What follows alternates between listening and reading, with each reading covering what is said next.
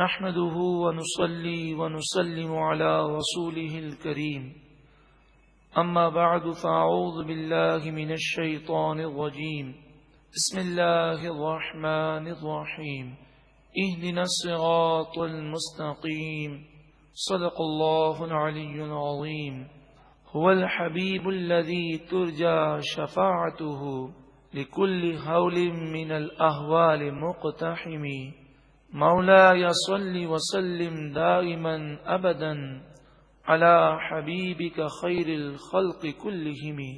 رب العالمین ہمیں نور قرآن پاک سے منور فرمائے، آمین۔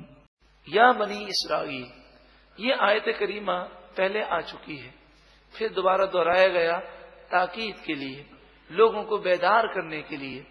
یا بنی اسرائیل، اے یعقوب علیہ السلام کی اولاد۔ اسرائیل حضرت یعقوب علیہ السلام کا لقب ہے، جس کے معنی ہے عبداللہ، اور بنی کے معنی اولاد۔ یا بنی اسرائیل، اے اولاد یعقوب، جو یہودیت عیسائیت میں تقسیم ہو چکے تھے، اے اولاد یعقوب۔ یا بنی اسرائیل اذکروا نعمتی التی انعمت علیکم، تم یاد کرو میری وہ نعمت جو میں نے تم پر کی۔ وَأَنِّي فَضَّلْتُكُمْ عَلَى الْعَالَمِينَ، اور میں نے تمہیں تمام جہان والوں پر فضیلت عطا فرمائی۔ وَاتَّقُوا يَوْمًا، اور ڈرو اس دن سے، لا تجزی نفس عن نفس شیئا، جس دن کوئی جان کسی جان کا بدلہ نہ ہو سکے گی۔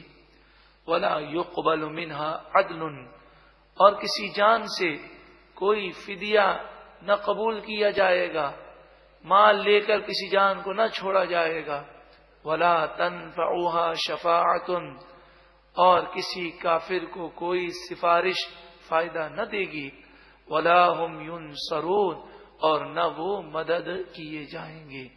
وَإِذِ ابْتَلَىٰ، اور یاد کرو جب آزمایا ابراہیم ربہ، ابراہیم علیہ السلام کے رب نے ابراہیم کو آزمایا، بکلمات، چند باتوں کے ساتھ۔ آپ کی آزمائش ہوئی، آپ کا امتحان ہوا۔ آپ سے کہا گیا کہ بیٹے کو ذبح کرو، آپ سے کہا گیا کہ آگ میں کود جائیے، اور بی بی ہاجرہ کے متعلق آپ کو حکم ہوا جنگل ویران بیابان میں آپ چھوڑ آئیں۔ تو جو آپ کے اوپر آزمائش آئی، آزمائش پر آپ پورے اترے۔ قرآن مجید فرقان حمید فرماتا ہے فَأَتَمَّهُنَّ، پس انہوں نے ان آزمائشوں کو پورا کر لیا، ان کلمات کو پورا کر لیا، اور وہ امتحان میں کامیاب ہو گئے۔ قال، اللہ تعالی نے فرمایا انی جاعلک للناس اماما، بے شک میں آپ کو تمام لوگوں کے لیے پیشوا بنانے والا ہوں۔ قال ومن ذریتی، عرض کی اے پروردگار میری اولاد میں سے بھی پیشوا بنا۔ قال، اللہ تعالی نے فرمایا کہ آپ کی اولاد میں جو نیک ہوں گے وہ لوگوں کے پیشوا ہوں گے، مگر لا ینال عہد الظالمین، میرا عہد ظالموں کو نہیں پہنچتا۔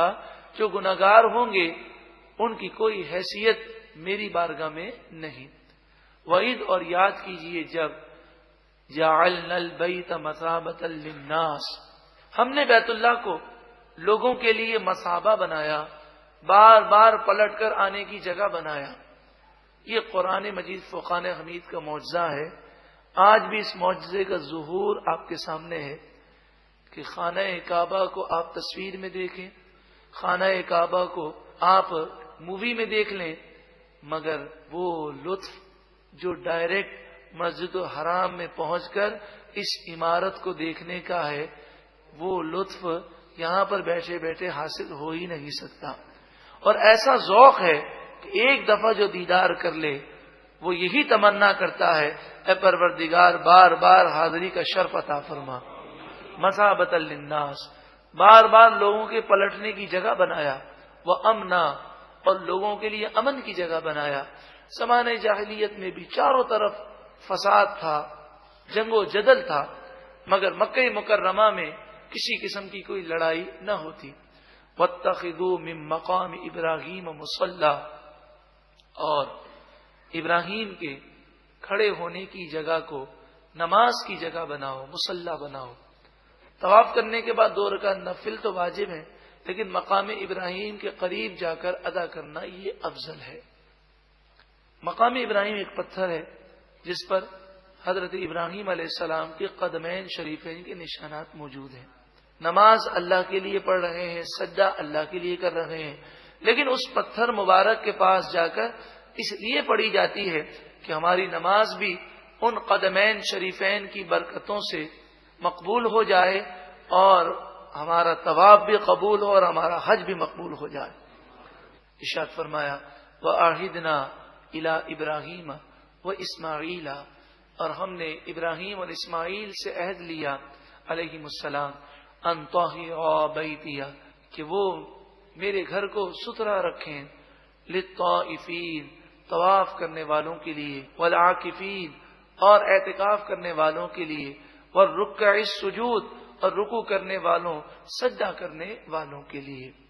مسجد کی صفائی کا حکم بھی اس سے ثابت ہوتا ہے، اور ہمیں یہ سوچنا چاہیے کہ ہم اپنے ڈرائنگ روم میں ایسے جوتے جس میں مٹی لگی ہوئی ہو ہم اپنے ڈرائنگ روم میں کبھی نہیں لے جاتے، لیکن کبھی ہم نے سوچا کہ اللہ کے گھر میں ہم جوتے لے کر آتے ہیں، مٹیاں اللہ کے گھر میں گر رہی ہوتی ہیں، ہم اس کی پرواہ نہیں کرتے، بلکہ ڈبے میں رکھنا، گو کہ مجبوری کی وجہ سے ہمارے یہاں ڈبے ہوتے ہیں اور ڈبے میں چپل رکھ دیے جاتے ہیں، لیکن تب بھی آپ دیکھیں یہ ڈبہ کس جگہ پر رکھا ہوا ہے، مسجد کے اندر ہے، تو چپل مسجد میں داخل ہونے سے پہلے اچھی طرح جھاڑ لیں تاکہ اس ڈبے کے اندر بھی گرد و غبار یا مٹی کے ذرات نہ گریں۔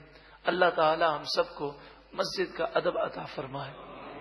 وَإِذْ قَالَ، اور یاد کرو جب عرض کی ابراہیم علیہ السلام نے، ربی، اے میرے رب، اجعل ھذا بلدا آمنا، اس شہر کو، مکہ مکرمہ کو امن کی جگہ بنا دے۔ یہ ابراہیم علیہ السلام کی دعا کا صدقہ ہے کہ ہمیشہ مکے میں امن رہا۔ وارزق اہلہ، اور یہاں کے رہنے والوں کو روزی عطا فرما، من الثمرات، قسم قسم کے پھلوں کی۔ یہ حضرت ابراہیم علیہ السلام کی دعا کا صدقہ ہے کہ کبھی بھی مکہ مکرمہ میں کسی قسم کے غلے یا پھل کی کمی واقع نہ ہوئی۔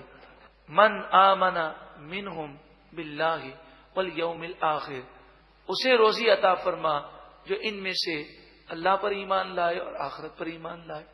قال، اللہ تعالیٰ نے فرمایا، روزی تو میں مومنوں کو بھی دوں گا اور کافروں کو بھی دوں گا۔ اگر مکے میں رہنے والا کافر ہوگا تو اسے بھی روزی ملے گی۔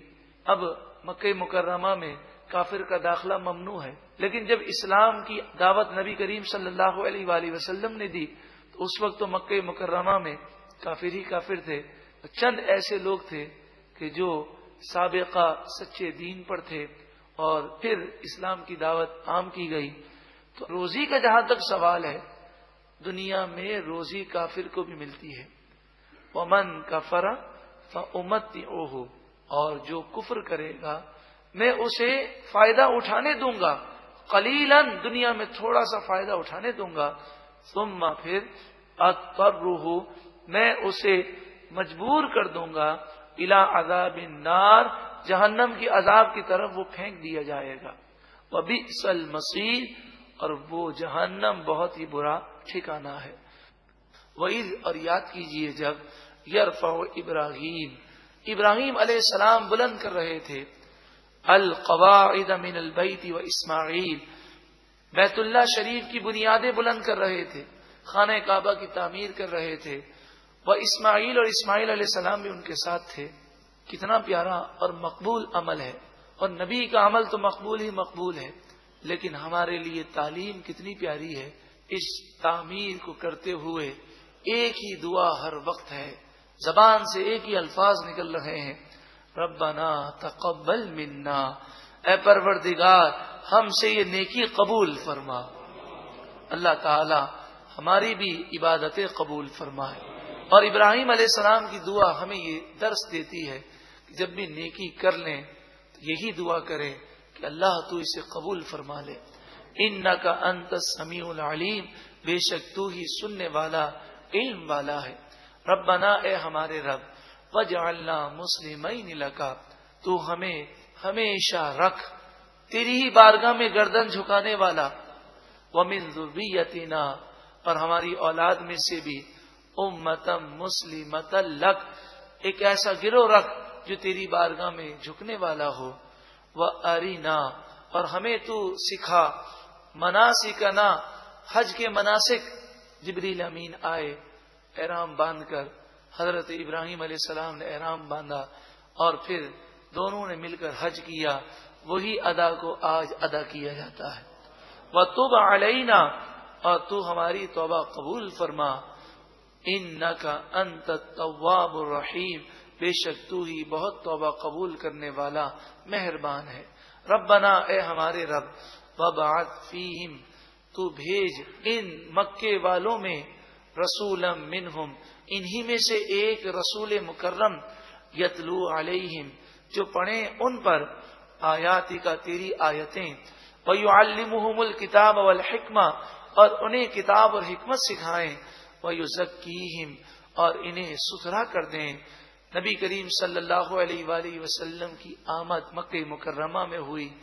آپ خود فرماتے ہیں عقید جہاں صلی اللہ علیہ وآلہ وسلم کہ میں حضرت ابراہیم کی دعا ہوں، انک انت العزیز الحکیم، بے شک تو ہی عزیز ہے، غالب ہے، حکیم ہے، حکمت والا ہے۔